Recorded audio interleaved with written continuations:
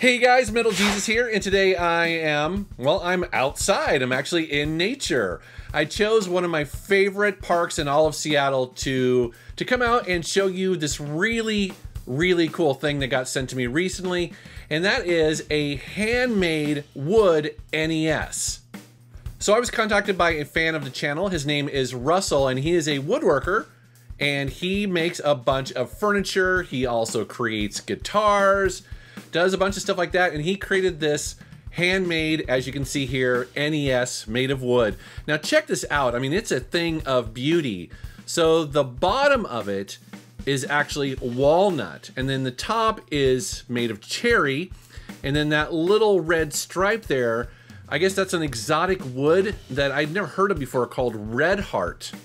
Now his idea for this was to mix the traditional front loader NES look, but then as you see on the top there, there's a little wood plug. So actually the cartridge goes in the top like the top loader. But the most striking feature of this, of course, is the carving on the top. You have the Nintendo logo as well as entertainment system, and then that Triforce right there. It just looks absolutely beautiful. Now, he did tell me that while, most of this is, of course, handmade, but he actually used a CNC computer-controlled engraving machine to do that carving right there. That's why it looks so precise. And this is actually a working Nintendo. I'm going to show you the insides in a second, but as we move around the front here, you see the two buttons on the front, and you can push those in. Of course, those are power and reset.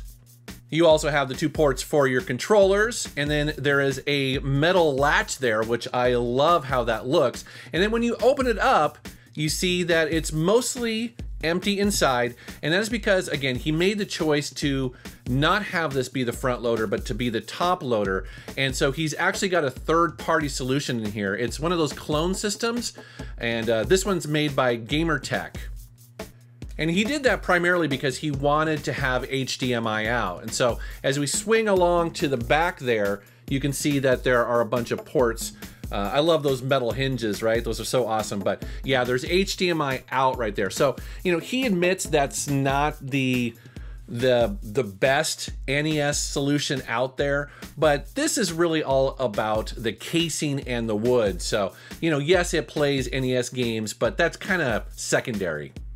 And I imagine you could probably take the guts of something more higher end, say the FPGA-based analog system, the NT Mini, pull all those out and put them in if you wanted to. But again, this is all about, the aesthetics. It's funny, as I look at this footage, I kind of realize I should have grabbed my copy of Zelda, being that it's the Triforce on the top of the case, but I just grabbed the first NES cartridge that I could find, so, oh well.